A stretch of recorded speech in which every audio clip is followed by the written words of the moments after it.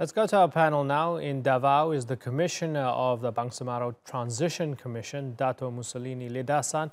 And in Singapore is Malcolm Cook, a Senior Fellow at the ISEAS Yusof Ishak Institute. Gentlemen, thanks so much for joining us. So, Datu, tell me what it means that 85% of voters, or 1.74 million people in the region, voted yes and chose this path. What does that mean? Well, for us, it means that people are tired of violence, tired of the more than 4 decades of conflict in Mindanao. And people are now looking forward for a peaceful resolution in addressing historical injustice and giving the Bangsamoro people the right for self-determination. Datu, has it been the biggest moment in 50 years for the people of the region? Yes, I could say that's the biggest moment last January 2021. So people here are very happy that we were able to ratify it in the main areas of the autonomous region in Muslim Mindanao, plus Cotabato City. Unfortunately, it was not given a chance in Isabela City, in Basilan. But overall, people are happy that finally the Bangsamoro people are given a chance to fully govern themselves. Malcolm Cook, are you optimistic about this?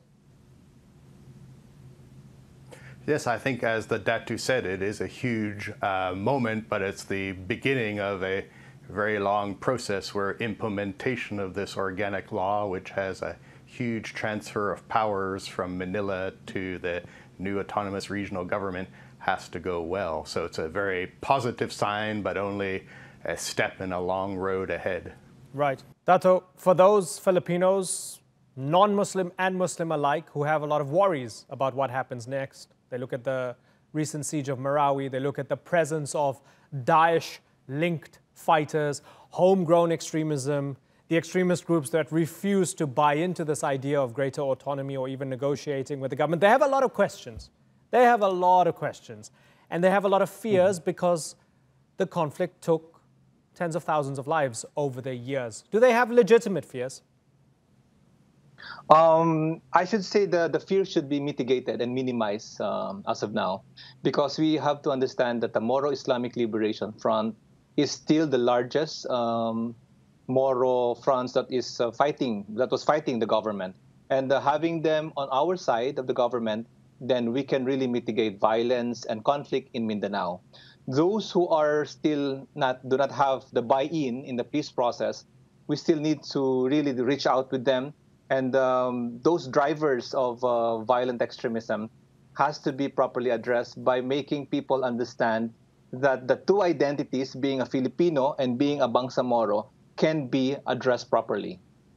So, Malcolm, for those who ask, what about Abu Sayyaf? For those who ask, what about Bangsamoro Islamic freedom fighters? And all of those who might fill the gap left behind by MILF, are these fears overblown or are they legitimate and strong? I guess it's too early to say, and obviously the bombing just yesterday in Holo is a reminder, but I think that Datu's right.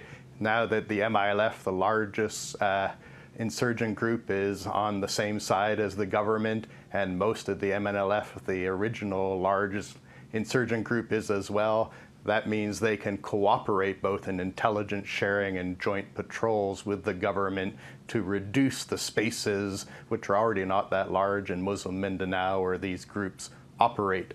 The fact that Sulu did not vote in favor of the Bangsamoro Organic Law, and some of those groups are based, like Abu Sayyaf, are based in Sulu, is a problem. So I don't think these groups are going to go away anytime soon, but I do think their future looks much worse after January 21st than it did before. Datu, Sulu province rejecting the referendum.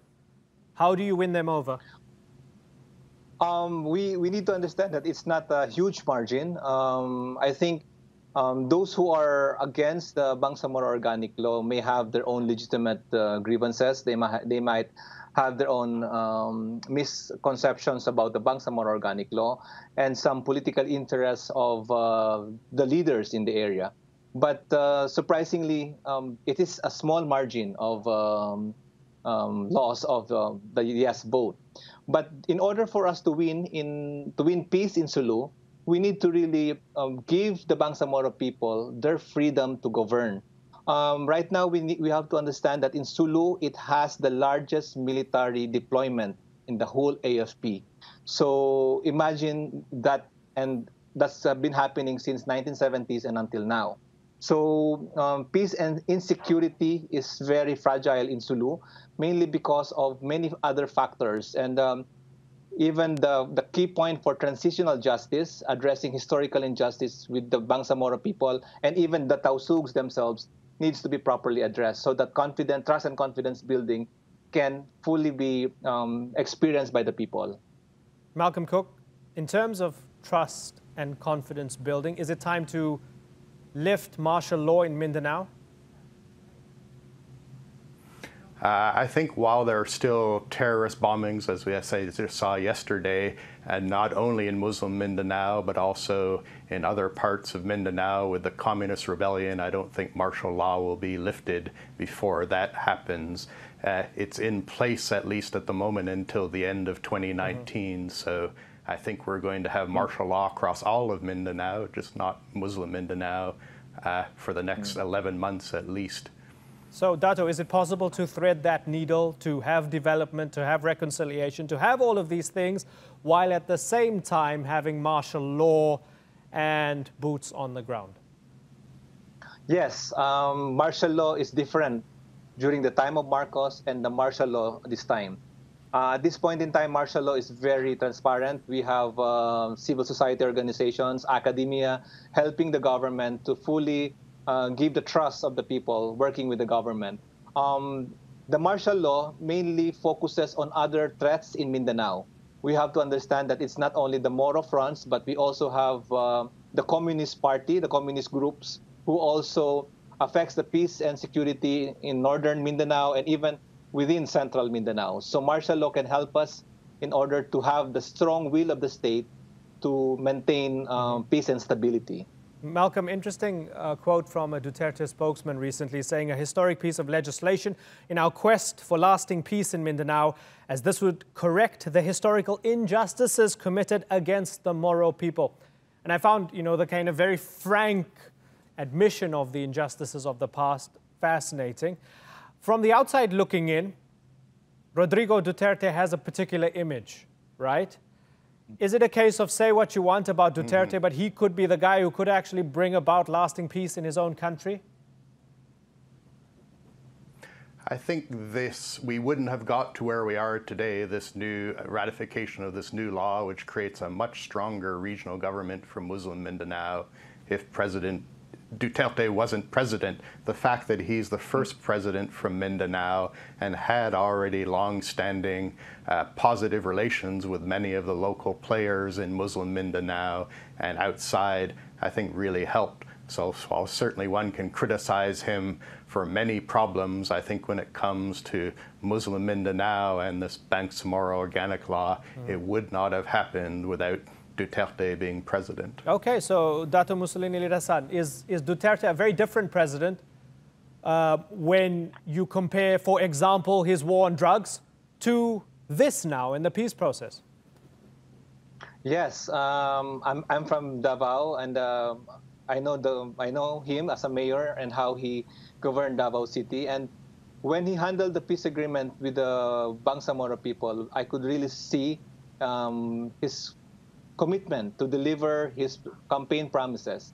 Before he won the presidency, he really made sure that he will give the Bangsamoro people our right to self-determination as long as it is within the legal and constitutional framework.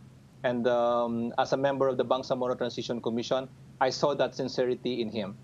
So Datu, self-determination comes in 2022, elections in 2022. There's a transition now. You're involved in that process.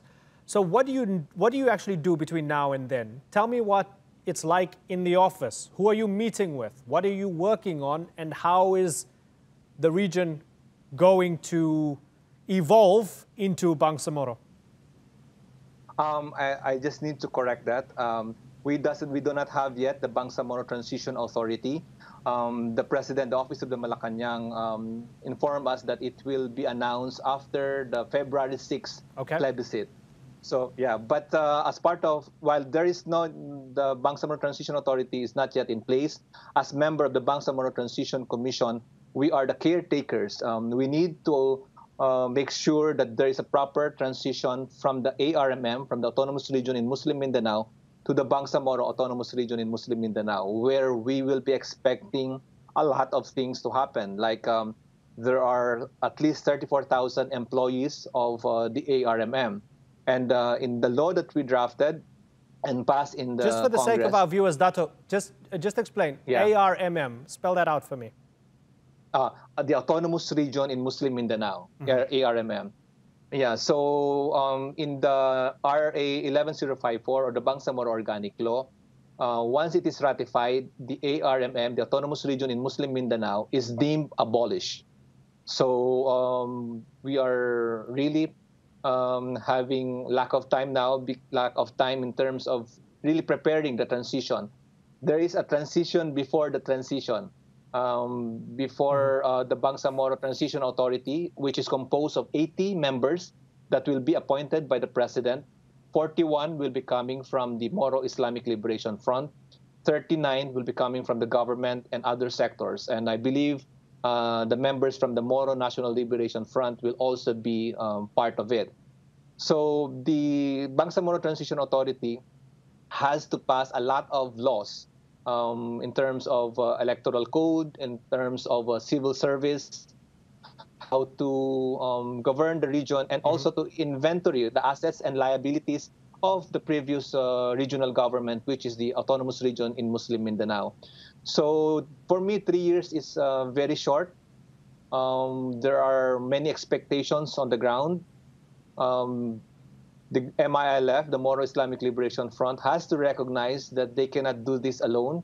We have to have a very inclusive governance, and it's not only the MILF, it's not only the government, but even the private sector, the civil society organizations, and the members from the academe has to really contribute in this process. Malcolm, what's the biggest priority over the next 3 years? Is it, or rather, let me ask, what is the bigger priority? Is it politics and hearts and minds? Or is it about economics and getting people to work and improving the lives of the people there?